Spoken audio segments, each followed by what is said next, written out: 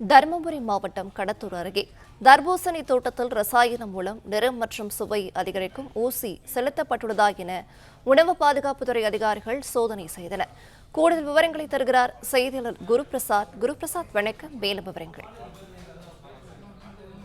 தமிழகத்துல தர்பூசணி பழங்கள் கண்களை கவரவும், அதே போல இனிப்பு சுவை அதிகரிக்கவும் ரசாயனத்தை ஊசி மூலம் செலுத்துவதாக சமூக வலைத்தளம் வீடியோ பரவியது.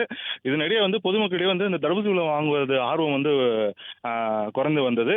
இதனால தோட்டக்கலைத்துறை மற்றும் உணவு பாதுகாப்பு துறையினர் தருமபுரி மாவட்டத்தில் உள்ள பல கடைகளிலும் அதே போல மொத்த விற்பனை கூடங்கள் உள்ளிட்ட இடங்களை திடீர்னு ஆய்வு நடத்தினர்.